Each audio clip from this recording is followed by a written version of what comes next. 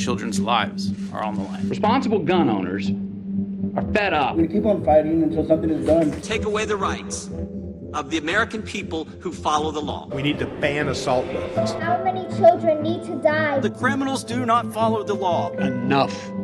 After Columbine, Sandy Hook, Parkland, Santa Fe, Uvalde, the conversation among lawmakers and at our dinner tables often turns to gun laws and whether they need to change.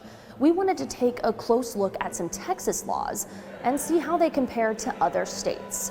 Using CDC data, we looked at the states with the highest rates of gun deaths per capita. That's murders, suicides, any time someone dies by a firearm.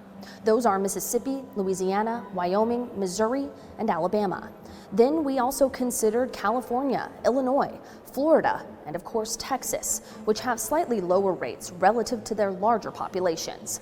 We also looked at states with the lowest rates of gun deaths: Hawaii, Massachusetts, New Jersey, Rhode Island, and New York. 4 of these, plus Illinois, all require background checks for private sales.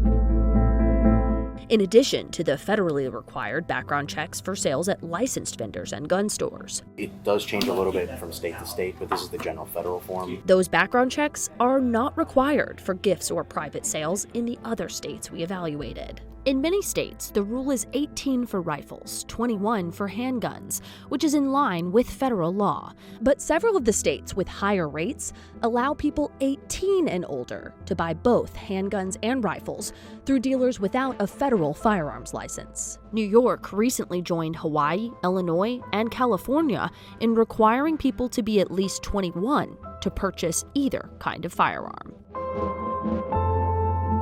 In 2018, in the wake of a deadly school shooting in Parkland, lawmakers in Florida also raised the age to buy rifles to 21 and passed what's commonly referred to as a red flag law, giving judges the power to bar potentially dangerous people from owning or buying a gun.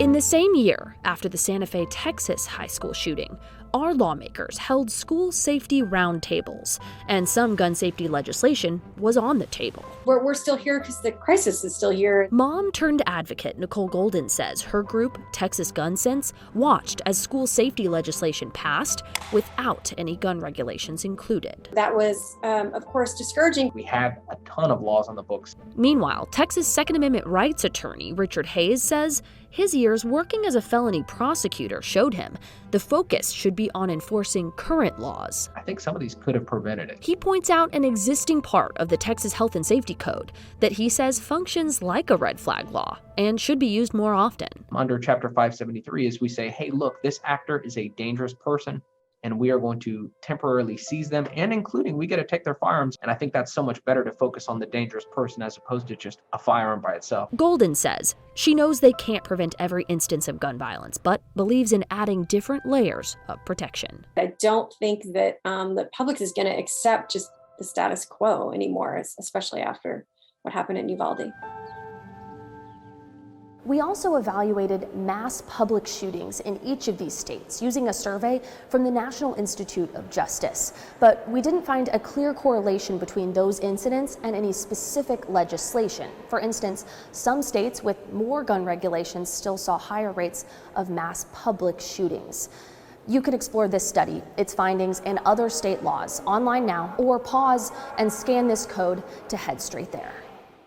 That was investigator Avery Travis reporting. Beyond state policies, lawmakers in Washington came together last month to pass a bipartisan bill to address gun violence. President Biden signed the legislation, making it the first major federal gun safety bill to become law since 1994. The bill would enhance background checks for gun buyers between 18 and 21 years old.